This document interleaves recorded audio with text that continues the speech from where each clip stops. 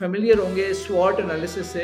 In strengths start writing what you bring to the table. उसमें weaknesses में लिखें which is your weakness. अगर if you are not good at sales that is your weakness, that's your weak area, somebody has to take care of it. Opportunities में देखिए opportunities क्या है। AI का दौर है, आर्टिफिशियल इंटेलिजेंस आ रही है, ब्लॉकचेन का दौर है, there lies the opportunity. Threat क्या है? थ्रेट ये है कि हम ऑब्सोलीट हो जाएंगे, जो हमारा फील्ड है वो खत्म होता जा रहा है। अगर मर्जर हो रहा है तो merger in itself is a threat in your organisation, because आपको पता है कि नौकरी जा सकती है। I have a friend in I used to be work for Vodafone in UK. वो इंटरनेट ऑफ थिंग्स का चीता था। उसके मैं घर जाता था, उसने हर चीज को ऑटोमेट किया हुआ था, और उसको देख के मैं उसे हंसता था कि यार तुम वोडाफोन में कर क्या रहे हो? तुम तो बड़े आराम से अपना एक बिजनेस क्रिएट कर सकते हो, और तुम्हारा तो मैं पहला क्लाइंट हूँ और बहुत सारी कंपनियां तुम्हारी क्लाइंट बन जाएंगी। मैं कंटेंट क्रिएट करता हूँ लिंक्डइन पे इंजीनियर्स के लिए, जो कि इस वक्त सिर्फ टेक्निकल माइंडसेट में फंसे हुए हैं, और मैं उनको ये कोच करना चाह रहा हूँ कि भाई होराइजन अपना बढ़ाओ और थोड़ा सा सेल्स की तरफ आओ, क्योंकि मैंने ट्रांजिशन खुद की है। मैं भी आप लोगों की तरह शुरू में टेक्निकल इंजीनियर था, लेकिन आज से कोई 8 या 10 साल पहले मैंने ट्रांजिशन की, और फिर मैंने कभी रिग्रेट नहीं किया उस ट्रांजिशन को। और जब तक मैंने वो ट्रांजिशन नहीं की थी, मैं हमेशा खौफ में रहता था कि यार सेल्स जो है ना बहुत मतलब मुश्किल काम है, कोटा मैनेज करना, और हर वक्त थ्रेट रहती है कि आपने अपना नंबर मीट किया नहीं किया, ले ऑफ हो जाएंगे, सैक हो जाएंगे। तो वो एक खौफ रहता था मेरे ऊपर भी, लेकिन जब मैंने वो ट्रांजिशन कर ली, I never regretted the decision. अपने फिर से लड़ना जो है वो ग्रोथ है। इंसान जो पैदा होगा उसको बचपन से कोच चाहिए। शिकवाए जुल्मते शब से तो कहीं बेहतर था अपने हिस्से की कोई शम्मा जलाते जाते।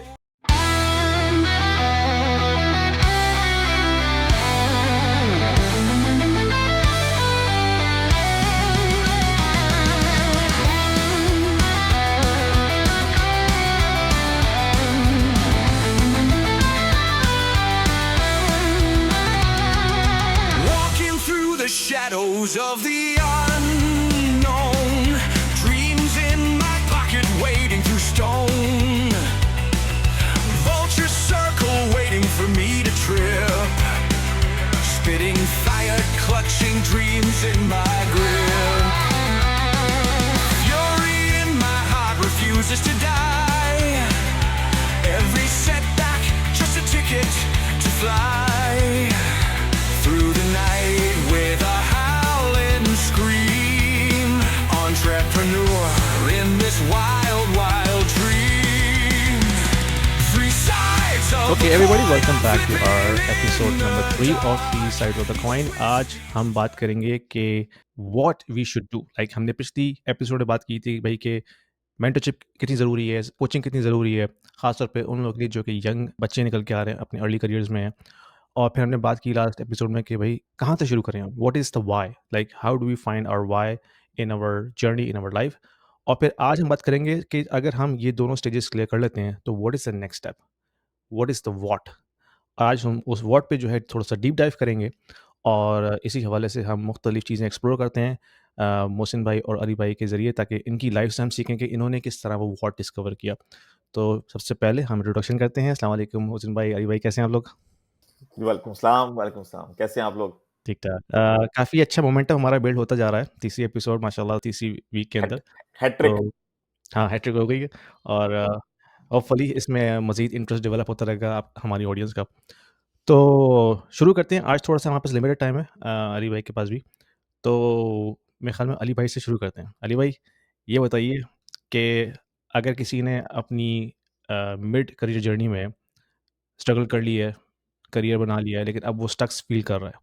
अब वो कह रहा है कि यार मैं अब आगे क्या करूँ? मुझे कोई ग्रोथ नज़र नहीं आ रही। ख़ास तौर पे समझ लें अगर कोई बंदा पाकिस्तान में बैठा हुआ है, तो उसने अपना व्हाय डिस्कवर करना शुरू किया। उसको कुछ समझ में आ गया कि मुझे क्या करना है और क्यों करना है। लेकिन करना कैसे है, कहाँ से स्टार्ट करना है, what we I should try, what I should explore. तो आज थोड़ी-सी उस पे बात करते हैं। तो मेरे ख़्याल में आप अपने जर्नी से थोड़ा-सा हमें वो नगेट्स निकाल के दिखाइए कि आपने वो व्हाट किस तरह डिस्कवर किया था? चलें, गुड हो गया जी। Thank you very much for as Mohsin said it's hattrick today. और हम्म। लेकिन मज़े की बात है कि अभी तक हमें ना कोई बहुत ज़्यादा कमेंट्स नज़र नहीं आ रहे, तो आई वुड रिक्वेस्ट जो हमारे व्यूअर्स हैं, व्यूज़ तो आ रहे हैं, लाइक सेंचुरी हो गई है, मैंने देखा है पिछली जो एपिसोड 2 है उसकी। तो सेंचुरी के बाद उसमें ना थोड़ा सा लोगों को चाहिए कि पार्टिसिपेट करें। ये हमारे लिए इंकरेजिंग होता है, because I see that Yasin Nizami is mashallah doing well in terms of adding, जो कहते हैं ना कि एडिटिंग बड़ी अच्छी क्वालिटी कर रहे हैं, लोग अप्रिशिएट भी कर रहे हैं। So hmm. I see those appreciations on LinkedIn hmm. Comments, और मोहसिन हम्म। की जो पोस्ट होती है उस पे आ जाती हैं, but I would really appreciate कि लोग जो है ना वो अपने तासुरात से हमें लाजमी आगाह करें। जो भी इसको देख रहे हैं ना, एक कमेंट ज़रूर डाल दिया करें। वो कमेंट जो है ना हाँ हमारा सेरों खून बढ़ा देता है। दैट और बिल्कुल। अपनी स्ट्रगल्स शेयर करें, कोई भी जो परेशान कौन कर रहे हो डाल दें उसको, क्या पता किसके पास उसका सोल्यूशन हो। एब्सोल्युटली। तो इसको एज बिल्कुल। अ इंटरेक्टिव हम चाह रहे हैं कि हम बनाएं और आप भी हमारे साथ इस जर्नी में शामिल हो जाएं।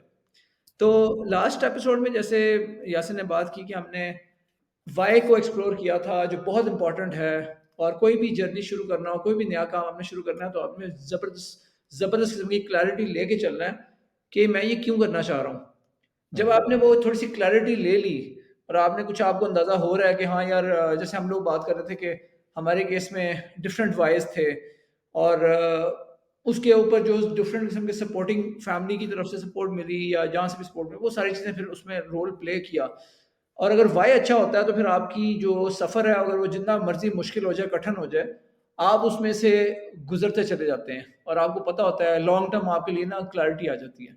अब आते हैं व्हाट की तरफ। तो व्हाट जो है ना, again what is basically linked with what do you bring to the table. Basically you need to assess कि मेरी स्ट्रेंथ्स क्या हैं। जैसे आप लोग शायद फेमिलियर होंगे स्वॉट एनालिसिस से।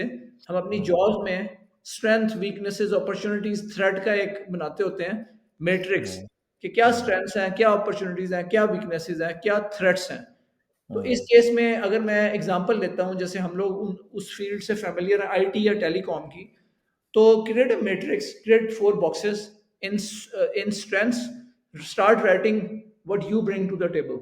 अगर आप एक अच्छे टेक्निकल बंदे हैं तो what is your skill set, वो उसको जॉट डाउन करें। अगर आप सेल्स की साइड में हैं तो उसको जॉट डाउन करें कि मेरी स्पेशलिटी सेल्स है। 80-90% आपको पता चलेगा कि अक्सर लोग जो होते हैं ना, वो टेकीज होते हैं, क्योंकि हम लोग सारे टेकीज हैं। हमने इंजीनियरिंग की, हम इधर उधर चले गए दुनिया में जहाँ भी गया, but we started as techies. तो अगर आप मेरा जर्नी पूछते हैं तो मेरे केस में मुझे बहुत अच्छा एडवांटेज ये रहा कि मुझे अर्ली ऑन बिजनेस स्टार्ट करते पता चल गया कि I was surrounded by techies. तो I had to change my path.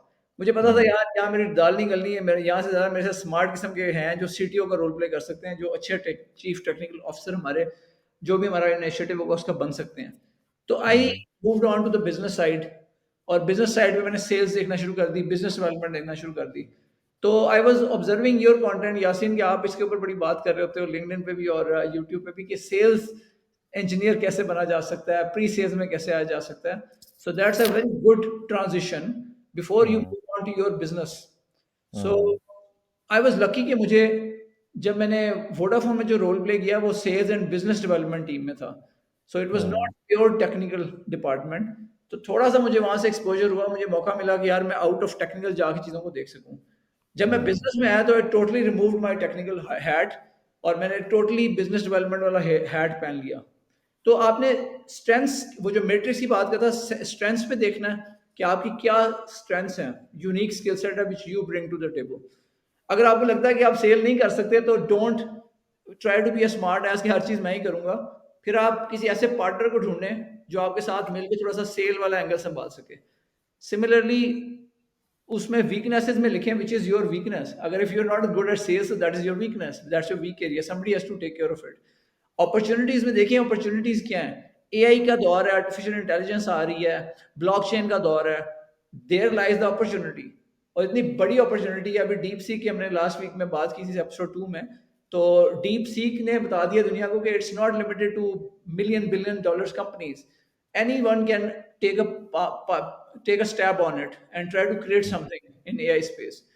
और वो चीज़ बड़ी रेलेवेंट है। That is your opportunity, one of the opportunities. To give an example, threats की अगर बात अच्छा, एक मैं पाकिस्तानी कॉन्टेक्स्ट में बात कर दूं कि कुछ एरियाज ऐसे हैं जो वेस्ट में बहुत ज़्यादा एक्सप्लोर हो चुके हैं, जो फॉर एग्जांपल मर्जर्स हो चुके हैं। जैसे 2010 में यूके में टी मोबाइल एंड ऑरेंज मिले तो एवरीथिंग एवरीवेयर बन गई थी। सिमिलरली अभी 3 and Vodafone are merging. Similarly जो मर्जर्स हो रहे होते हैं ना, ये बहुत अच्छी अपॉर्चुनिटीज प्रोवाइड करते हैं ऐसे लोगों के लिए जो मर्जर्स को मैनेज करते हैं। टेक्निकल रैन, आई थिंक मैं ना ऑब्सोलीट हो जाऊंगा, मुझे टेक्निकल टर्म्स अब सही तरह याद भी नहीं है, लेकिन एक रैन होता है और एक कोर नेटवर्क होता है, और इसके जो स्पेशलिस्ट है ना मर्जर के, उनकी पाकिस्तान में डिमांड इस तरह ज्यादा होगी कि टेलीनॉर को भी पिक्सेल और यूफोन ने एक्वायर किया। So there is opportunity. If you want to do a business, you can come in as a business consultant, help them with this merger. एक दोस्त है जिनको एज अ कंसल्टेंट ऑनबोर्ड किया था टेलीनॉर ने. He is a head of legal. He has been an head of legal in the telecom side. उनको CEO level से लोगों ने अप्रोच किया कि आप हमें इस मर्जर की सारी ड्यू डिलिजेंस करके देंगे. So he was busy for 1 year with them. तो ये ट्रांजिशन बनती है. जैसे एग्जांपल दे रहा हूँ कि as a consultant one man company create करके आप एंगेजमेंट पकड़ें. आपने जो चीज देखनी है ना वो ये देखनी. So that's an opportunity. Threat क्या है?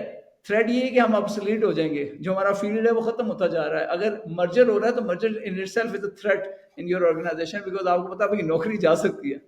तो rather than just living under the fear of that threat और पैरालाइज हो जाएंगे, यार कुछ नहीं करना, मर गए, लुटे गए, उससे बेहतर है कि आप ये सारी चीज़ों को स्वॉट एनालिसिस करें एंड देन सी कि यार वेयर डू यू बिलोंग, कौन सी चीज़ है जो आप कर सकते हैं.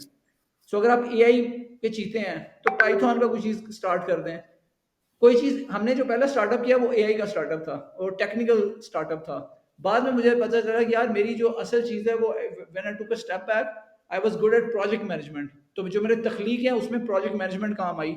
उसके अंदर जो so sometimes industry can be different.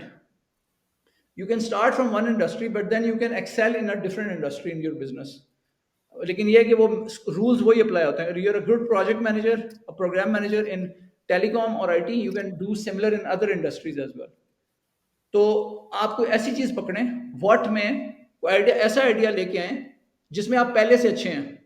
I have a friend in he used to be work for Vodafone in UK. वो इंटरनेट ऑफ थिंग्स का चीता था. उसके मैं घर जाता था, उसने हर चीज को ऑटोमेट किया हुआ था और उसको देख के मैं उसे हंसता था कि यार तुम वोडाफोन में कर क्या रहे हो, तुम तो बड़े आराम से अपना एक बिजनेस क्रिएट कर सकते हो और तुम्हारा तो मैं पहला क्लाइंट होगा और बहुत सारी कंपनियां तुम्हारी क्लाइंट बन जाएंगी. Smart building, smart solution, smart homes. But he kept on sitting on it. But eventually he left and he joined as head of engineering for two other guys who created an IoT company. They were also a spin-off of Vodafone. तो ये opportunities होती हैं and opportunities just everywhere. You start looking around. फिर आपने next step होता है कि you start writing down 10 ideas. क्या क्या नजर आ रहा है. ब्रेनस्टॉर्मिंग करें, लाइक माइंडेड लोगों से मिलें, जो लोग बिजनेस में पहले से हैं उनसे कॉफी कैचअप करें. उनका आधा घंटा भी आपके लिए ना गोल्ड माइन के उसको उनका बताइए उसे I want to do something, let's brainstorm में क्या कर सकता हूँ. So write down those ideas. So one of those can be your starting point. So I think that's these are my 2 cents. I think these are more than 2 cents. जितना आपने इसको condense करके आपने बताया ना, आई think that is wealth of the knowledge.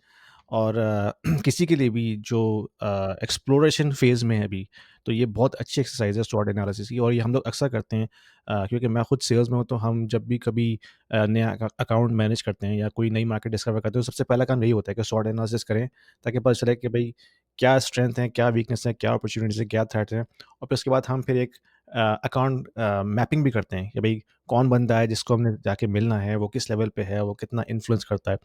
तो बड़ी ज़बरदस्त आपने इन्फॉर्मेशन दी अली भाई. और थोड़ा सा मैं ऐड कर दूं कि जिस तरह आपने मेरा जिक्र किया कि मैं कंटेंट क्रिएट करता हूँ लिंक्डइन पे इंजीनियर्स के लिए जो कि इस वक्त सिर्फ टेक्निकल माइंडसेट में फंसे हुए हैं. और मैं उनको ये कोच करना चाह रहा हूँ कि भाई होराइजन अपना बढ़ाओ और थोड़ा सा सेल्स की तरफ आओ. क्योंकि मैंने ट्रांजिशन खुद की है. मैं भी आप लोगों की तरह शुरू में टेक्निकल इंजीनियर था, लेकिन आज से कोई 8 या 10 साल पहले मैंने ट्रांजिशन की और फिर मैंने कभी रिग्रेट नहीं किया उस ट्रांजिशन को. और जब तक मैंने वो ट्रांजिशन नहीं की थी मैं हमेशा खौफ में रहता था कि यार सेल्स जो है ना बहुत मतलब मुश्किल काम है, कोटा मैनेज करना और हर वक्त थ्रेट रहती है कि आपने अपना नंबर मीट किया नहीं किया, ले ऑफ हो जाएंगे, सैक हो जाएंगे. तो वो एक खौफ रहता था मेरे ऊपर भी. लेकिन जब मैंने वो ट्रांजिशन कर ली I never regretted the decision. तो I think that was one of my turning point for my career. क्योंकि उसके बाद जो आपका व्यू पॉइंट खुलता है ना, जो आपका होराइजन खुलता है, वो आपको टेक्निकल जॉब में मिल नहीं सकता. यानी कि टेक्निकल जॉब में आप एक स्क्रीन के सामने बैठे होते हैं, कमांडें लिख रहे होते हैं, वायर शॉट ट्रेस कर रहे होते हैं. लेकिन जब आप निकल के उसको थोड़ा सा सेल्स साइड से देखते हैं तो फिर आपके पास बहुत सारे एंगल्स होते हैं चीज़ों को एक्सप्लोर करने के, देखने के. तो that was actually my turning point for my career. वो कहते हैं ना यासीन के वो अपने फेयर से लड़ना जो है वो ग्रोथ है. तो जहां फेयर फील करें वहां समझें कि इस पे काम करना है. वो अपॉर्चुनिटी है बेसिकली फेयर. बिल्कुल. तो वो तो नाम ही इसी चीज का है, और अल्लाह ताला ने वो सिस्टम बनाया ऐसे ही है कि वो ग्रोथ आएगी उसी वक्त जब आपको फील होगा कि ये मैं नहीं कर सकता, और जब कर गुजरेंगे तो यकीन नहीं आएगा कि मैंने मैंने ये कर लिया है पीछे। बिल्कुल। तो ये तो बड़ा क्रिटिकल सिलसिला है। देखिए वो जो आप कह रहे हैं ना, मेरा होराइजन बड़ा हुआ है उससे, तो वो बड़ी इंटरेस्टिंग बात है कि होराइजन जो है ना वो बड़ा जो है वो लोगों के साथ ही होता है। जब आप लोगों को समझते हैं और उसकी समझ से अपने आप को समझते हैं, तो आपका होराइजन ब्रॉड हो जाता है। और जब आप एक टेक्निकल चीजों पे काम कर रहे होते हैं, तो टेक्निकल चीजें इतनी लिमिटेड हैं कि वो आपको बहुत देर तक तो शायद इंटैक्ट रख सकें, लेकिन उसमें सस्टेनेबिलिटी नहीं है और वो चीजें शिफ्ट होती रहती हैं। फॉर एग्जांपल अगर हम टेलीकॉम के अर्ली डेज से पकड़ लिया होता हमने कि जी आरएफ इंजीनियरिंग बड़ी जबरदस्त चीज है, आरएफ इंजीनियरिंग बड़ी जबरदस्त चीज है, या कोर नेटवर्क बड़ी जबरदस्त चीज है, चीजें चेंज हो गई सारी की सारी, सारा फोकस चेंज हो गया। अब सारा का सारा ध्यान लोगों का लगा हुआ है कि ये सारे के सारे जो नेटवर्क्स हमारे लगे हुए हैं, इनको ऑटोमेट कैसे कर सकते हैं, ये इन नेटवर्क जो है ये सेल्फ ऑपरेटिंग मोड में कैसे जा सकते हैं, या ये ऑप्टिमाइजेशन खुद क्यों क्यों नहीं कर सकते। तो वो बिल्कुल ही सारा इंटरेस्ट ही शिफ्ट हो गया। सो तो एक तो ये मुझे ऐड करना था, दूसरा ये कि ये जो स्वॉट एनालिसिस की बात हुई है, बड़ी इंटरेस्टिंग बात है और बड़ी सिंपल सी बात है, मतलब कितना क्लैरिटी है कि वो 4 सेगमेंट्स आपने देखे। बट लोग इन जगह पे फंस जाते हैं कि यार ये मैं अच्छा किस में हूँ और मैं बुरा किस में हूँ क्योंकि हुँ, लोगों के एक्सपोजर नहीं हुए होते, तो लोगों को ये भी नहीं पता होता, बहुत सारे लोगों को, कुछ लोगों को बड़ी क्लैरिटी होती है, लेकिन कुछ लोगों को ये भी नहीं पता होता कि वो वाकई किस में अच्छे हैं, क्योंकि इस तरह से उनकी लाइफ गुजरी नहीं होती, कोई मेजरमेंट उस तरह से होती नहीं है। स्कूलों में किया, कोई एक एक्स्ट्राऑर्डिनरी बच्चा आगे चला गया, उसने अच्छा बोलना शुरू कर दिया, कहते हैं ये तो बड़ा अच्छा बोलता है, इसको तो सेल्स में जाना चाहिए। लेकिन इसका मतलब ये नहीं कि दूसरे बच्चे जिनको प्लेटफॉर्म नहीं मिला या उन्होंने बोलने की कोशिश नहीं की, वो अच्छे नहीं बोलते होंगे, इसका मतलब ये नहीं है। लेकिन ये कि बस वो प्लेटफॉर्म उस बच्चे को मिल गया और थोड़ा सा टैलेंट था उसके अंदर, तो वो शाइन कर गया। तो हुँ। उस चीज को भी थोड़ा सा देखने की जरूरत है कि आपको प्लेटफॉर्म्स जो है ना वो अगर मिलते रहे लाइफ के अंदर, तो आपको पता ही नहीं है कि आपके अंदर क्या क्या चीजें छुपी हुई हैं। वो जो हमने लास्ट एपिसोड में बात की थी ना सेल्फ असेसमेंट की, वो इसी से जुड़ी हुई है ना कि जब आप अपनी असेसमेंट खुद नहीं करेंगे, आपको पता ही नहीं लगेगा कि यार मैं कहाँ खड़ा हूँ, मेरी क्या स्ट्रेंथ है, मेरी क्या वीकनेसेस हैं। और बाज़ औक़ात आपको थोड़ी-सी कोचिंग की ज़रूरत होती है इस हवाले से कि कोई एक्सपीरियंस कोच आपके साथ बैठ के वन टू वन आपको आपको खुद डिस्कवरी करने में मजबूर करता है कि भाई तुम खुद सोचो, अपनी ज़िंदगी पे नज़र डालो कि तुम क्या नेचुरली खुद कर सकते हो without any effort. That's your strength, right? लेकिन वो हमने कभी सोचा ही नहीं होता, हमारे साथ किसी ने कोई कोचिंग की ही नहीं होती शुरू में, तो इसलिए हमें पता ही नहीं होता कि यार मैं क्या कर सकता हूँ आसानी से और क्या नहीं कर सकता। देखें, इंसान जो पैदा होगा उसको बचपन से कोच चाहिए। Sorry for the interruption, guys. Just wanted to let you know that I also offer one-on-one consulting calls to the individuals who are looking to discuss their financial planning, their investment strategies, their kids' education planning, their immigration moves, as well as the young professionals, because I have been in the tech industry for almost 20 years. So I also offer one-on-one consulting calls to the young professionals who are looking to have their career development discussion with me, and also personal branding as well. So if you are looking to have some sort of an expert opinion, there is a calendar link in the description below. Book a 30 minutes call with me and I will be more than happy to help you out. इंसान पैदा family में होता है, family में father coach होते हैं, mother coach होती है। वो कोचिंग जो है ना वो कभी भी खत्म नहीं हो सकती एज लॉन्ग एज वो उसे ग्रोथ चाहिए हो, क्योंकि वो ऑप्टिमाइजेशन का जो प्रोसेस है या एवोल्यूशन का जो प्रोसेस है वो कनेक्टेड है एनालिटिक्स के साथ, परफॉर्मेंस मेजरमेंट के साथ। तो उसमें आपको लगता होगा कि मैं इससे बहुत अच्छा हूं, क्योंकि ये हमारे वो हैं, क्या कहते हैं, ब्लाइंड स्पॉट्स हैं बहुत सारी चीजों के, कि मुझे लगता है कि मैं ऐसा हूं क्योंकि जो 4 लोगों में कर रहा हूं तो मैं शायद अच्छा कर रहा हूंगा, लेकिन जरूरी नहीं है जो आपको लगता हो वो अच्छा ही हो।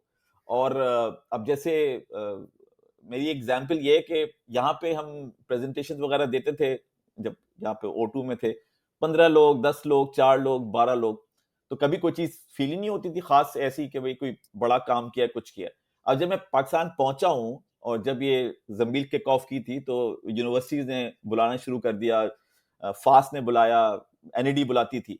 अब जब वो कहते थे कि जाएं स्टेज पे आप चढ़ें और बताइए जी टेलीकॉम इंजीनियर्स का फ्यूचर क्या है, तो यकीन मानिए जो हालत होती थी उस वक्त कि भाई आप मुंह से निकलेगा क्या, क्योंकि इससे पहले कभी वो प्लेटफॉर्म मिले ही हाँ। नहीं। लेकिन मुझे याद है एक फास्ट का एक था सेशन कराची में, और वो मैं सोच रहा था मैं क्या बोलूंगा, और वो जो शुरू के जो कुछ सेकंड्स थे, 30 सेकंड्स होंगे, वो मेरा दिमाग ब्लैंक हो चुका था। लेकिन आई थिंक उसके बाद जो क्लैरिटी आई, तो बस वो बोलते ही चले गए, और अब तो ऐसे बोलते हैं जैसे कोई बात ही नहीं है। तो वो प्लेटफॉर्म जो है वो उन्होंने दिया मुझे कि यार आप जाइए, आप तो कैरियर गाइडेंस के लिए आए हुए हैं, जाइए, खड़े हो जाइए। तो आई थिंक आपको ये भी जरूरी है सेल्फ एनालिसिस के लिए कि आपको वो प्लेटफॉर्म्स मिले या नहीं मौका मिले मिले। जिससे आपको पता चला हो कि मैं किस में अच्छा हूँ, वरना बिल्कुल। तो आपको बहुत सी चीजों को तो पता भी नहीं चलेगा लाइफ। इससे मुझे एक वाक़या याद आ गया। मेरे एक और दोस्त हैं, तो वो भी यहाँ कनाडा में होते हैं। लेकिन उनका जो स्टार्ट था वो सर्टिफ़िकेशन बेस्ड स्टार्ट था। यानी कि उन्होंने पाकिस्तान से कोई डिग्री कभी नहीं की।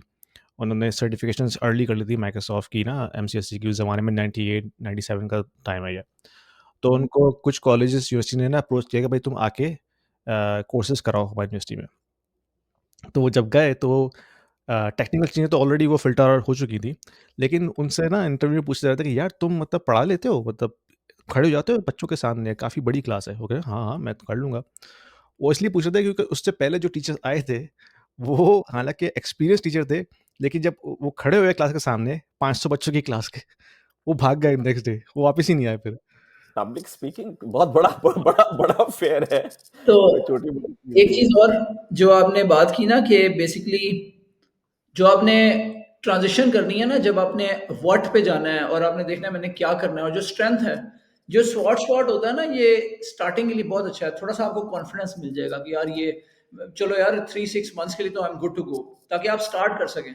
वरना आप कहेंगे यार चूंकि इंजीनियर होते हैं या जो टेक्निकल माइंड होता है, इसको क्लैरिटी नहीं होती है। जब तक क्लैरिटी नहीं होगा ये आगे नहीं बढ़ेगा। मतलब ये कहेगा यार मुझे तो क्लैरिटी नहीं है तो मैं कैसे आगे जा सकता हूँ।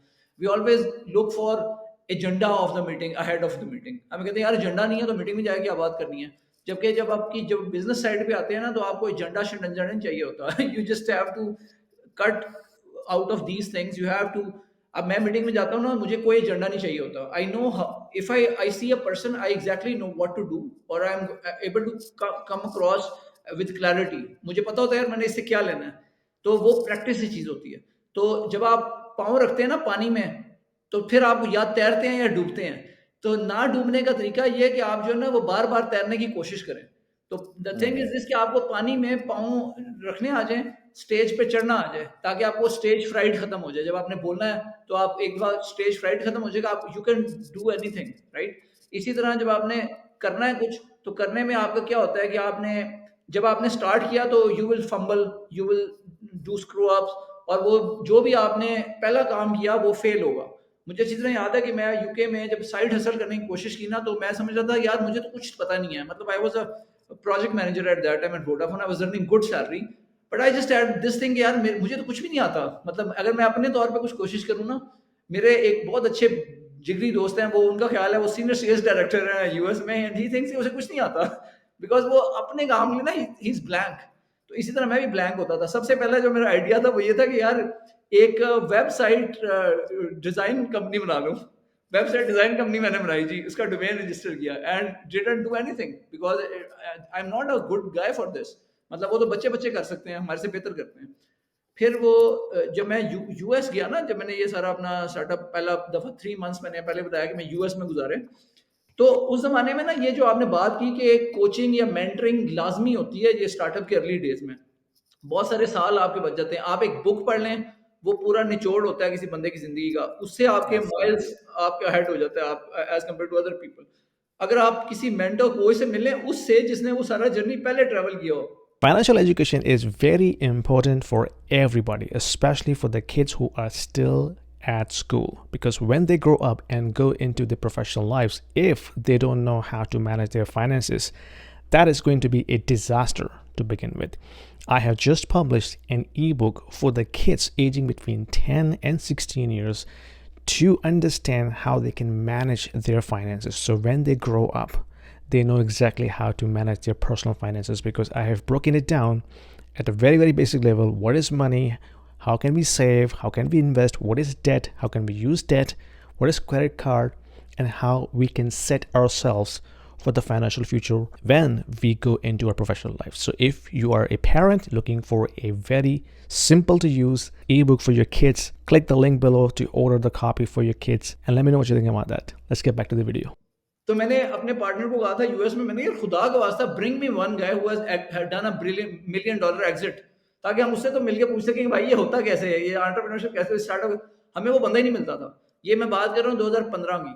उस वक्त रेडिली अवेलेबल नहीं होती थी जो अब मैं आप बैठे हम पॉडकास्ट में कर रहे हैं, नॉलेज ज्ञान बांट रहे हैं, इस तरह लोग ज्ञान नहीं बांटा ऐसे ही है, राइट। ऐसे ही। उसमें जो टॉप टियर के होते थे इलॉन मस्क टाइप, वो तो ज्ञान बांटते, उनकी हमें समझ ही नहीं आती थी because they were like far ahead of us. हमें तो चाहिए जो नेक्स्ट बंदा है, स्टेप 2 पे जो बंदा खड़ा हुआ है, हम स्टेप 1 पे चढ़ना चाह रहे हैं, स्टेप 1 से स्टेप 2 पे जो जा चुका है, हमें वो बंदा चाहिए कि भाई ये स्टेप 1 पे कैसे चढ़ना है और स्टेप 2 पे कैसे जाना है, बस ये बता दे। तो you need somebody who has done it already, और उसकी जो एडवाइस होती है ना, तो basically you need to find people around you, उनके साथ टाइम स्पेंड करना है, फिर और क्लैरिटी आएगी कि आपने क्या करना है और क्या नहीं करना। कई तो होता है कि हम इस चक्कर में पड़ जाते हैं ये करना है, लेकिन ये भूल जाते हैं कि यार ये क्रॉस भी करना लाजमी है कि ये नहीं करना। कई तो हम अपनी फिंगर्स बहुत सारे पाइज में डिप कर देते हैं, पता चलता है बंदा सैचुरेट हो जाता है, एक साइड हसल करने का टाइम नहीं है, लेकिन 10 चीजें 10 महाज खोल के बैठा हुआ है, तो वो सारों में बुरी तरह फ्लॉप होगा। तो you have to do one thing at a time, और जिसके अंदर आप डीप जाएं। 1 घंटा निकालना है ना दिन में, अगर आपने साइड हसल करनी है तो 1 से ज़्यादा घंटा नहीं दे सकते। अब अगर आप उसमें 10 महाज खोल के बैठ जाएंगे तो you will fail miserably at all of them. तो that's very important as well. इसमें ये बहुत कॉमन ट्रैप है। हाँ, इसमें अली ने जो आई थिंक 2 इम्पोर्टेंट बातें की, एक तो ये कि वो जो किताब है ना, वो गेम है और उसको आप किसी भी तरह से अंडरमाइन या अंडर एस्टिमेट नहीं कर सकते। हमारा रिलीजन भी ऑब्वियसली कुरान की जब हम बात करते हैं तो वो भी एक किताब है, और अल्लाह ताला ने भी जो आपको समझाने और बताने के लिए जो चीज़ आप पे उतारी, वो एक किताब उतारी थी। तो इसी तरह से वो जो किताबें लिखी गई हैं, वो उनको तो आप बिल्कुल भी इग्नोर नहीं कर सकते। और मुझ पे तो मैसिव इम्पैक्ट है मेरे ख्याल से। इस पूरी जर्नी के अंदर जो बड़ी स्ट्रॉन्ग नॉन जजमेंटल जो कंपेनियन कोई एंटिटीज रही हैं, तो वो किताबें थी कि उठाओ और ले लो और पढ़ लो और देख लो, नहीं तो जाके उसके रिव्यूज देखो, पढ़ो, कुछ ना कुछ उसके साथ। तो वो एक हमेशा से एक सहारा रहता है, क्योंकि एंटरप्रेन्योरशिप ना बड़ी लोनली जर्नी है, बड़ी लोनली जर्नी। आपकी अच्छी बात है आप गिफ्ट, आपकी अच्छी बात है कि यू गिफ्ट, आप बुक का गिफ्ट भी देते हैं। So he gave me gift books 3 times I remember, और वो तीनों बड़ी अच्छी बुक्स थी। क्रिटिकल थिंकिंग के ऊपर एक बुक थी, एक जो थी वो hard think about hard things थी। We can not recommend enough of, कोई भी बिजनेस करना चाहता है ना, तो ये तो बाइबल है, hard think about hard things. ये तो और बाइबल बुक रख के पीछे 4 किताबें पढ़ी नजर आ रही है, लोग कहते हैं तेरे को 4 किताबें पढ़ी है, ये छोटा सा तुमने रखा हुआ है। मैंने कहा भाई ये मैंने पढ़ी हुई है, ये वो है जो मैंने पढ़ी हुई है। जब जो अगर जगह भर जाएगी, जब ज्यादा पढ़ लेंगे तो ज्यादा पढ़ी अलमारी रख लेंगे। तो एक तो ये आई थिंक बड़ा इंपॉर्टेंट पॉइंट, और क्योंकि मुझ पे बड़ा इम्पैक्ट है इसका, तो मैं हर कॉन्वर्सेशन में जरूर इस चीज को मैं ऐड करता हूँ। दूसरे वो जो बात करें ना कि वो लोगों से मिलना बहुत जरूरी है, वो जो उस तरह का जो माइंडसेट है वो बहुत जरूरी है, क्योंकि किसी का कुछ एक्सपीरियंस है, किसी का कुछ एक्सपीरियंस है। अब आपको नहीं पता कि किससे आप ज्यादा रिलेट कर पाते हैं। तो ये एक फिशिंग वाला सिलसिला है, और उनके साथ कंटिन्यूसली मिलना भी जरूरी है। यानी वो फीडबैक लूप जो है वो भी चलना चाहिए कि मैं मिला था, आपने मुझसे ये कहा था, मैंने ये किया इसके ऊपर, आप मुझे जरा बताइए मैंने ठीक किया नहीं किया। तो ये जो बेबी स्टेप है ना, क्योंकि ये जो मेंटोर या कोच की जो जर्नी की जो रिलेशनशिप है आपके साथ, वो 2 वेज जर्नी है। क्योंकि वो जो मेंटोर है वो भी, और कोच है वो ये भी देख रहा है कि यार जो मैं कह रहा हूं उससे, उस पर कोई इसको रिस्पॉन्स मिला या नहीं मिला। क्योंकि जरूरी नहीं है कि अगर कोच को बड़ा अच्छा रिस्पॉन्स मिला अपनी लाइफ पे उस चीज पे, तो आपको भी मिलेगा। लेकिन ऑब्वियसली क्योंकि ये कोई ऐसी कोई साइंस नहीं है, तो इसलिए जरूरी है कि वो ट्रायल्स आप जरूर करें। और तो आई थिंक ये दोनों बातें बड़ी इंपॉर्टेंट हैं। लोगों से मिलने वाली बड़ी इंपॉर्टेंट है कंटिन्यूसली, ताकि आपकी मोटिवेशन इंटैक्ट रहे। क्योंकि ये भी बड़ा इंपॉर्टेंट है कि वो जब आगे आप बढ़ना शुरू करते हो, कुछ नजर नहीं आ रहा होता और चारों तरफ फोर्सेस अगेंस्ट होती हैं, तो आप बड़ा जल्दी हो जाते हैं, अरे यार ये तो चलो, फिर उसी पे रूटीन पे चले जाते हैं। तो बड़े आराम से जो है ना, वो आप लेजी हो जाते हैं उसके अंदर।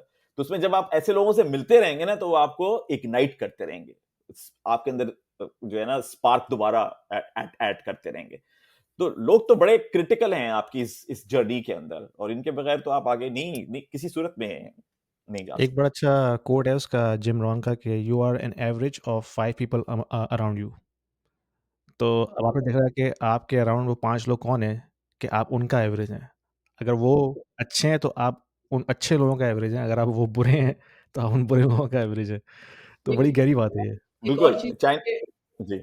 अभी आप जो आपने मोहसिन बात की ना कि लोगों से मिलना बहुत इंपॉर्टेंट है, तो मैंने अर्ली डेज में ये भी स्ट्रगल मुझे फेस करनी पड़ी और फ्रस्ट्रेटिंग होती है शुरू में, then you become thick skinned. ये थिक स्किन्ड होना भी बहुत लाजमी क्वालिटी है कि आपको ना छोटी छोटी चीजें मुतासिर नहीं करती, मतलब आपको ना छोटी छोटी चीजें जो है ना दिल पे नहीं लेते, आप एकदम दिल छोड़ नहीं जाते कि यार मैं तो ईमेल कर रहा हूँ, मैं तो लिंक्डइन पे मैसेज भेज रहा हूँ, ये जो सक्सेसफुल लोग हैं ये तो पकड़ा ही नहीं दे रहे, ये तो मैं कह रहा हूँ मीटिंग करो, वो मीटिंग ही नहीं कर रहे यार, ये क्या मजाक है, 2 दिन से जवाब ही नहीं दिया हुआ, हफ्ता हो गया, बड़ा आदमी बन गया यार वो तो। Basically the idea is everybody is super busy in their lives. तो मुझे बाद में एहसास हुआ कि यार सिर्फ मेरा स्टार्टअप ही इम्पोर्टेंट नहीं है, जो ये लोग बेचारे 10-10 साल से 20-20 साल से इस काम में लगे हुए हैं, they have very very busy life. तो ये उनका मेरे पे एहसान होगा अगर वो 15 मिनट या 5 मिनट या 10 मिनट में मुझे निकाल के दे दें। एक दोस्त है वो 20 मिनट से ज्यादा नहीं देता मीटिंग के लिए, मतलब ही इज अ 20 मिनट्स विंडो, और उसमें आपने उसे मुतासर करना है तो फिर आगे मीटिंग सिलसिला चल जाएगा। अगर यस और नो हो जाएगी आपको, he is an investor as well, so he decides if he wants to invest with you, he's gonna have a follow up meeting, otherwise no। तो इंपॉर्टेंट चीज ये है कि आप न्यू भी हैं तो be respectful of other people's time. वो जो सक्सेसफुल लोग हैं जो इस जर्नी में आपसे आगे हैं, वो इतनी हाथ आसानी से पकड़ा ही नहीं देंगे। तो आपको बड़ा ना वो होना पड़ेगा, रेजिलियंट, कंसिस्टेंट, फॉलो अप करना, पीछे पड़े रहना। और वो जब देखेंगे यार ये बंदा सीरियस है, ये पागल है और पागल ठीक करना यार, मिल ही लो इससे, जान छुड़ाओ इससे, एक दफा तो मिलो ना। तो वो आपको that is your chance basically. वो तो जो पागलपन है वही तो एक्नॉलेजमेंट है, क्योंकि जब तक वो कमिटमेंट आपको उस पागलपन की हद तक नजर नहीं आएगा आप सस्टेन नहीं कर सकते उस चीज को। तो दुनिया में जितने चेंजेस लेकर आए हैं वो सारे के सारे बड़े बड़े पागल ही थे सारे के सारे जो कि चेंजेस लेकर आए। वरना नॉर्मल अगर बातें आप करेंगे तो नॉर्मल में तो ऐसे ही होता है, मैं ईमेल करता हूँ वहां से जवाब आ जाता है, जवाब नहीं आता तो मैं दोबारा ईमेल नहीं करता, और हर चीज बाय द बुक चलती है। लेकिन बाय द बुक में तो मजा क्या है, फिर चेंज क्या लेकर आए आप अगर आप चेंज की बात वैसे ना, कर रहे हैं तो। आपका कनाडा में क्या एक्सपीरियंस रहा है? आपने किसी से मिलना मिलाना हो तो is it easy to get hold of people, या हाउ इज इट? वही बात है कि डिपेंड करता है कि आप किस कॉन्टेक्स्ट में किसी से मिल रहे हैं। तो नॉर्मली जैसे मैं खुद सेल्स में हूँ, तो हम तो कोल्ड ईमेल्स करते रहते हैं लोगों को ना, कोल्ड कॉल भी करते रहते हैं। तो उसमें ये होता है कि बाज़ औक़ात कोई रिस्पॉन्स नहीं आता, बाज़ औक़ात कोई ज़्यादा आता है। बाज़ औक़ात फिर हमें किसी बड़े बंदे से मिलना है, कोई सी लेवल एग्जीक्यूटिव है, फिर आप उसको डायरेक्टली अप्रोच तो कर नहीं सकते ना, फिर आप दूसरे एंगल यूज़ करते हैं। आप किसी इन्फ्लुएंसर को ढूँढते हैं उसकी ऑर्गनाइजेशन में, उससे बोलते हैं यार ज़रा मेरी मीटिंग करा दे इसके साथ। तो मुख्तलिफ तरीके होते हैं इसके। लेकिन ये कि आपकी बात बिल्कुल ठीक है कि थिक स्किन आपको डेवलप करना लाज़मी है, और ना ना सिर्फ़ इसमें बल्कि आपकी अपनी ज़िंदगी में भी। मतलब मैंने कंटेंट क्रिएशन में ये बात सीखी है कि आपके पास थिक स्किन होगी तो आप काम कर सकते हैं, क्योंकि ऐसे-ऐसे कमेंट्स आते हैं बाज़ औक़ात आपको कि आप कहते हैं यार, मतलब आपका खून खौल जाता है। तो फिर आपको जो है ना ये चीज़ें बड़ी ईज़िली डाइजेस्ट करनी पड़ती हैं, ताकि आप उसको नॉइज़ को जो है निग्लेक्ट करके अपना जो आपका पाथ है आप उस पे चलते रहें। अगर आप उन चीज़ों में फँस जाएँगे ना, तो फिर आपका फ़ोकस जो है ना आगे गोल पे नहीं रहेगा। मैं एक चीज और ऐड करूं, थिक स्किन। लोगों को कॉनोटेशन शायद ये होगी कि थिक स्किन होना जो है वो बड़ी बुरी बुरी बात है कुछ है। थिक स्किन जो है ना वो आपकी रेपुटेशन बिल्ड करती है, रेपुटेशन को इंडिकेट करती है। जैसे इन्होंने बात की कि वो जब लोग अप्रोच करते हैं ना, तो अगर थोड़े से कंसिस्टेंट लोग हो ना तो फौरन आप आउटशाइन करेंगे। और जौहरी जो है ना वही ढूंढ पाता है ना कि हीरा क्या है, राइट। जौहरी की जो हीरे की कदर है वो जौहरी को ही पता होती है। तो अगर बहुत सारे लोग आपकी कंसिस्टेंसी पे जवाब नहीं दे रहे तो probably it's not worth it. इसका मतलब है कि वो लोग ही ठीक नहीं है जिस चीज को अप्रिशिएट नहीं कर पा रहे कि आप कितने हुँ। कंसिस्टेंट है। क्योंकि गेम सारा का सारा टैलेंट होना नहीं है, गेम सारा का सारा कंसिस्टेंट होना है। हमें जो पूरी जिंदगी मेहनत करनी पड़ती है, और जब हम पैदा होते हैं और पेरेंट्स हमारे अंदर डालने की कोशिश करते हैं, वो डिसिप्लिन और कंसिस्टेंसी डालने की कोशिश करते हैं, रैंडमनेस को कम करने की कोशिश करते हैं। क्योंकि हमारी ह्यूमन लाइफ का सबसे बड़ा चैलेंज ही रैंडमनेस और अनसर्टेनिटी है। मजा भी है उसका कुछ चीजों के अंदर, क्रिएटिविटी क्योंकि अनसर्टेन होती है और बड़ी मजे की होती है। एट द सेम टाइम अगर थोड़ा सा ओवरडू हो जाए तो खराब भी हो सकती है। तो वो जो डिसिप्लिन है और वो जो कमिटमेंट है वो सिर्फ वही लोग अप्रिशिएट करते हैं जिनको इस चीज का आइडिया है कि भाई ये जिस डायरेक्शन में जा रहा है उसमें अगर कमिटमेंट और डिसिप्लिन नहीं होगा तो ये अचीव नहीं हो सकता, क्योंकि ये वो रास्ता है जो कि आसान नहीं है। ये कोई पैडिंग नहीं है, लोगों की फुल सपोर्ट नहीं मिलेगी। मोस्टली लोग कहेंगे कि यार तुम सही नहीं कर रहे, सोच लो बच्चों का क्या होगा, घर कैसे चलेगा। ये सारी बातें उसके साथ हो रही होंगी, क्योंकि अगर आपके साथ हुई हैं तो सभी के साथ हो रही होंगी।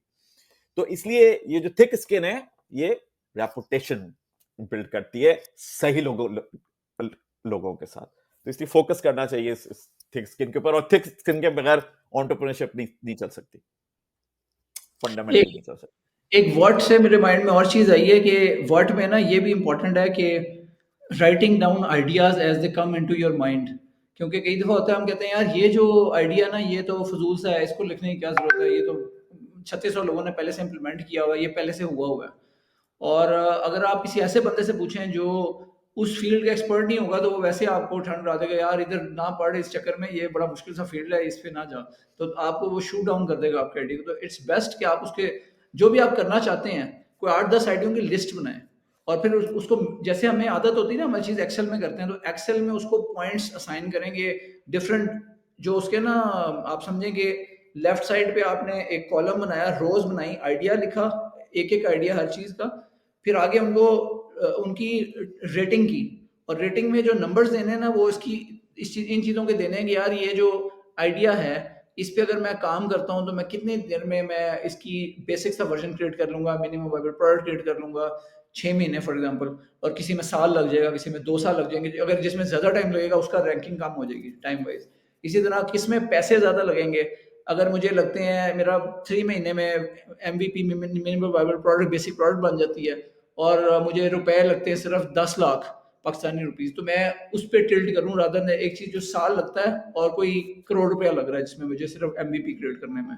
तो मुझे बेसिकली एक ऐसी चीज़ क्रिएट करनी है which is easy to create and easy to, जिस पे स्पेंडिंग भी ज़्यादा ना हो, और ये डिफरेंट उसके ऊपर आप रैंकिंग करें उसकी, तो आपको खुद ही वो आइडिया नजर आना शुरू हो जाएगा, जो जिसमें प्लस आपकी एक और पैरामीटर होगा, एक और क्राइटेरिया होगा कि आपकी अपनी स्किल सेट क्या है, आपके अपने पास या आपका जो को फाउंडर है उसके पास इस चीज़ की एक्सपर्टीज है या नहीं। क्योंकि अगर किसी और से लेनी पड़ेगी एक्सपर्टीज, अगर आप डेवलपर नहीं है, कोडिंग वाला प्रोजेक्ट उठाते हैं, डेवलपर नहीं है, और आपको कुछ और बंदे को इंगेज करना पड़ता है, तो it's going to take more time, और आपको इक्विटी भी देनी पड़ेगी, आपको या पैसे देने पड़ेंगे, कुछ ना कुछ करना पड़ेगा। So it's going to be more time consuming, more money oriented as well.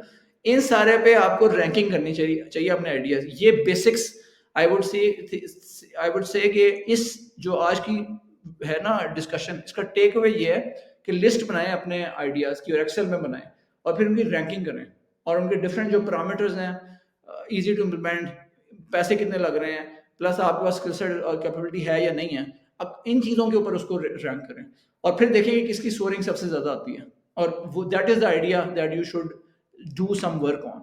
That's basically I think.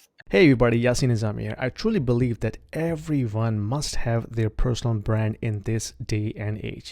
Not because you want to show off or brag about it, but to show the world what you are capable of, what you can do to help them out, what you can offer to make this world a better place, especially for techies. Why? Because I have been there. I'm an engineer by trade. I have spent 20 years of my career doing different roles.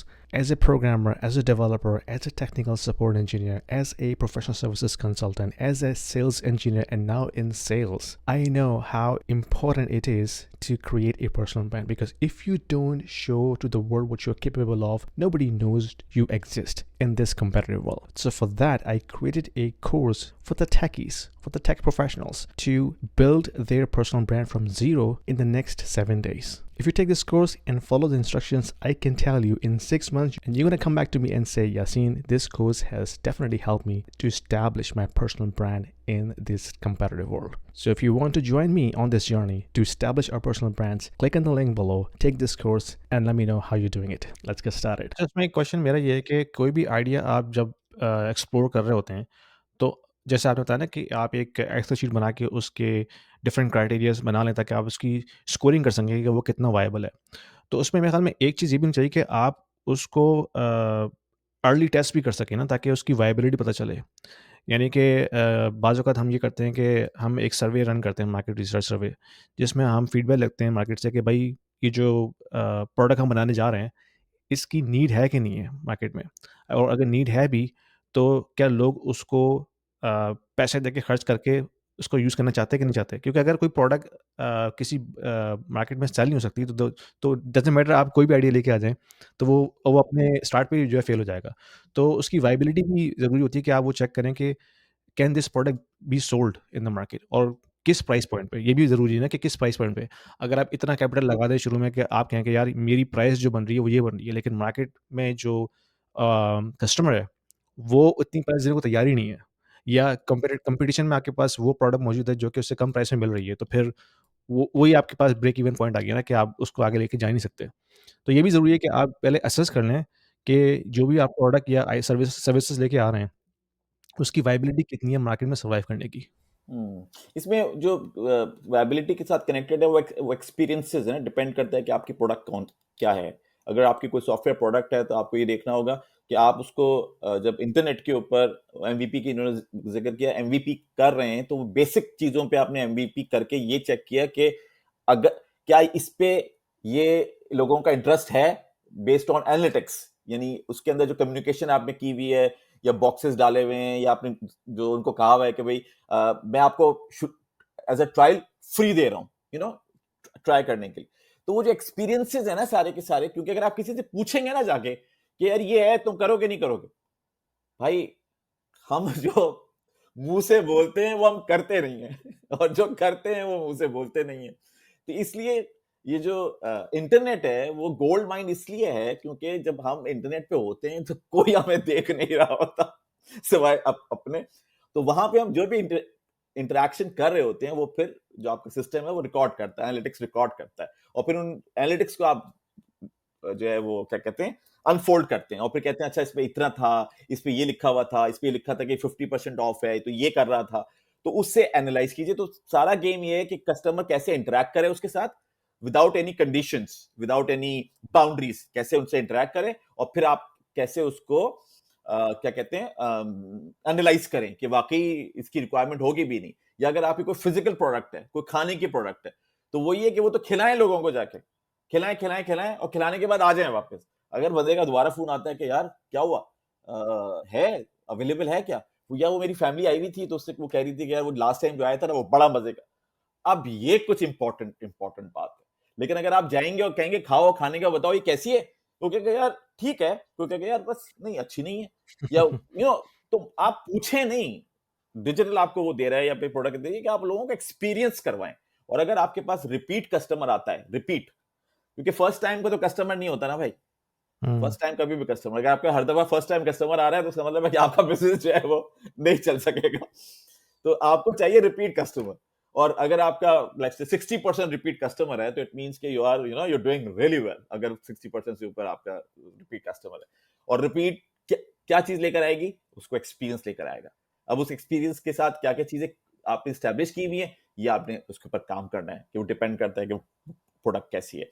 तो इसलिए ये जो वो है जो आप कह रहे थे ना, एनालाइज करना होगा, उस एनालिसिस के अंदर ये बड़ा इंपॉर्टेंट फैक्टर है कि वो लोगों का मुंह से फीडबैक ना लें, पूछे ना उनसे, बल्कि उनको लेके छोड़ दें, उनसे ये जो इनसाइट आप दोनों ये जो इनसाइट आप दोनों ने दी है ना, ये बहुत पावरफुल है, क्योंकि ये मैं इस I can totally vouch for it. जो मेरा पहला स्टार्टअप था डील स्मैश का, जिसमें रिटेल हमारा स्टार्टअप था, रिटेल इंटेलिजेंस देते थे कंज्यूमर के बाइंग बिहेवियर पे, इनसाइट्स देते थे एआई यूज करते हुए। तो शुरू में जाके हमने ना मॉल्स में लोगों से पूछा कि जी ये मोबाइल ऐप हम बनाएंगे, जिस तरह पाकिस्तान में एक और ऐप है गो लूट लो के नाम से, और मेसीज की भी एक ऐप है इधर यूएस में इस तरह की ना, जिसपे आपको कूपन्स मिलते हैं, डील्स एंड डिस्काउंट्स मिलते हैं कस्टमर्स को। तो लोगों ने कहा जी बिल्कुल हम जरूर लेंगे। और जब मैंने जाके रिटेलर से कहा यार तुम पैसे दोगे जब मैं तुम्हें ये चीज तुम्हारा बिजनेस बढ़ा के दूंगा और मैं तुम्हें इंक्रीमेंटल रेवेन्यू ला के दूंगा, तो उस रेवेन्यू का कुछ पोर्शन मुझे दे दोगे? तो कॉमन सेंसिकल बंदा हाँ हाँ देंगे, और उन्होंने हाँ देंगे। लेकिन हमें जीरो मिला। जो रिटेलर था ना उसने मतलब जो मुझसे ने बात की और इम्पोर्टेंट है कि कमिट कर लेते हैं लेकिन मानते नहीं है, और इस तरह आपको लटकाते रहते हैं। वन कस्टमर जो बहुत बड़ा कस्टमर था, जो पाकिस्तान में ग्रुप है जो नेक्स्ट को, टिम्बरलैंड, ये सारी ब्रांड्स को पाकिस्तान लेके आया हुआ है, तो you expect some decency from them, some commitment from them. वो मुझे साल तक लटकाते रहे, हाँ हाँ तेरे साथ ही करना है जिगर, तुझे ही काम देना है, तेरा ही सोल्यूशन यूज करना है, but they never give me any work. चुप करके मुझे थर्ड पार्टी ने किसी ने बताया कि इसने किसी और से ले लिया सोल्यूशन, ठीक है। तो एक तो ये चीज हुई। दूसरी बात जो मोहसिन ने की ना, कि असल चीज होती है proof is in the pudding, और वो बातों से नहीं आता, वो कस्टमर खुद दोबारा अगर आ रहा है ना, so that is what you have cracked.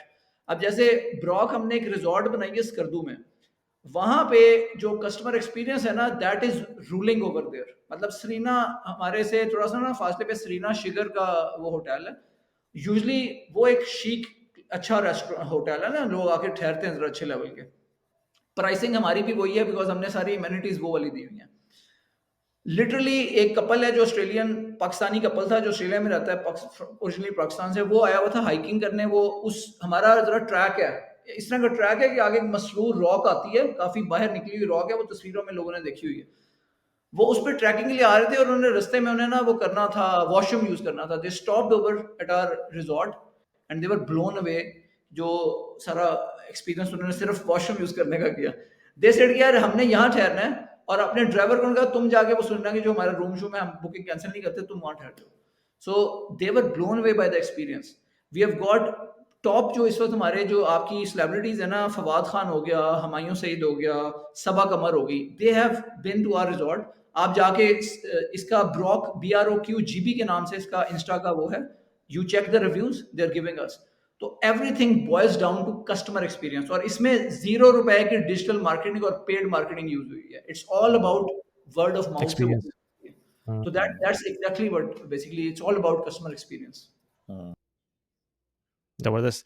ये इस पे ज़रा मेरे ख्याल में नेक्स्ट एपिसोड में हम बात करेंगे कि अली ये जो आपका पिवट था ना, यानी कि टेक्नोलॉजी से हट के बिल्कुल नॉन कन्वेंशनल चीज़ को ट्राई करना, यानी कि रिजॉर्ट बनाना, ये तो दो बिल्कुल दूसरी चीज़ें टेक्नोलॉजी से अगर आप उसको कंपेयर करें। तो इस पे ज़रा हमने नेक्स्ट एपिसोड में बात करनी है कि ये कहाँ से आपने पिवट किया?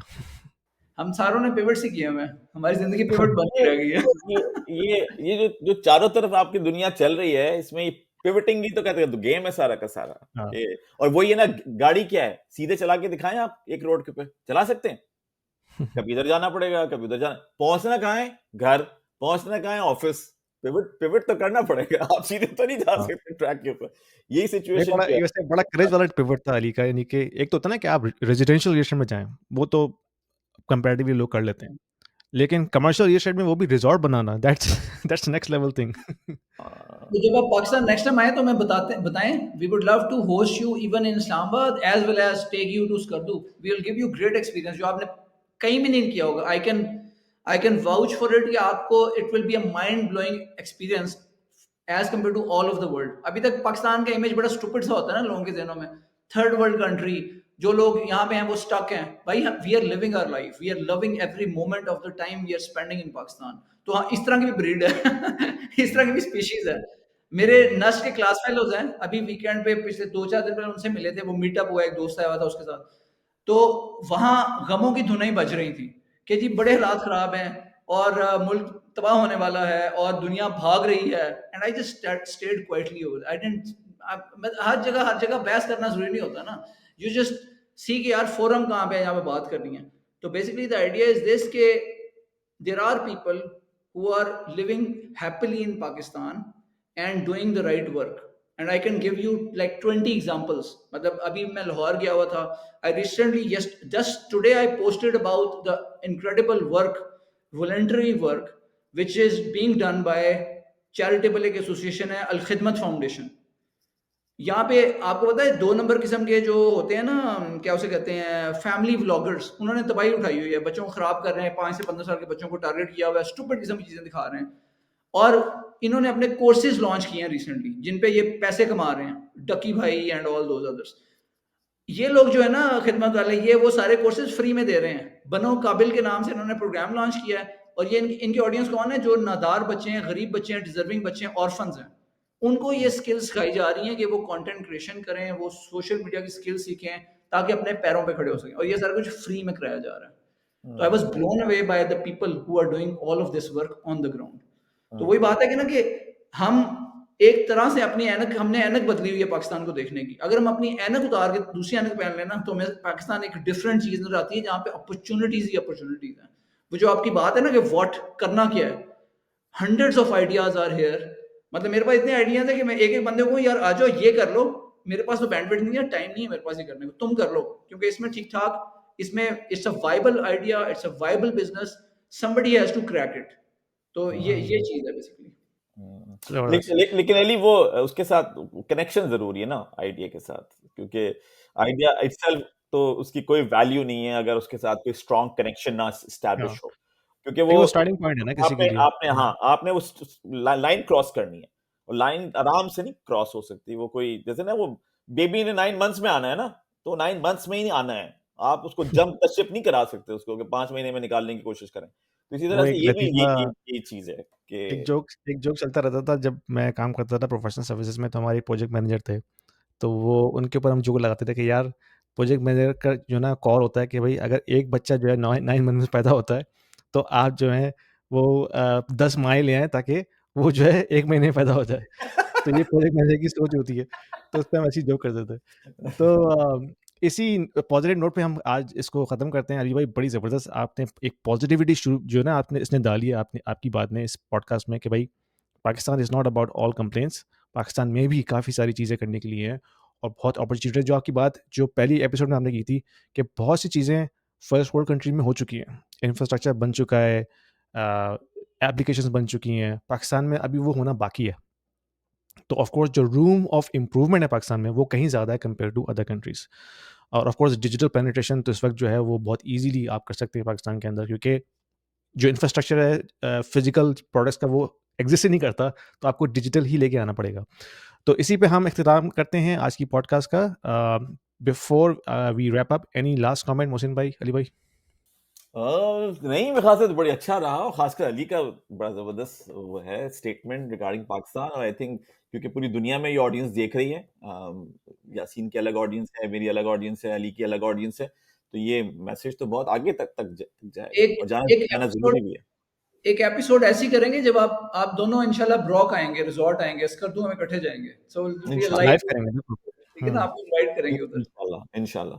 मेरा बिल्कुल लास्ट इंशाल्लाह। मैसेज जो है ना वो ये है जो फराज ने कहा था, शिकवाए जुल्मते शब से तो कहीं बेहतर था, अपने हिस्से की कोई शम्मा जलाते जाते। ज़बरदस्त, क्या बात है! ज़बरदस्त। तो इसी इसी नोट पे इसी शेयर पे ख़त्म करते हैं। तो इंशाल्लाह नेक्स्ट वीक हम दोबारा मिलेंगे इसी टाइम पे, और until next time thank you very much. Allah thank हाफ़िज़। यू, अल्लाह हाफिज, अल्लाह हाफिज।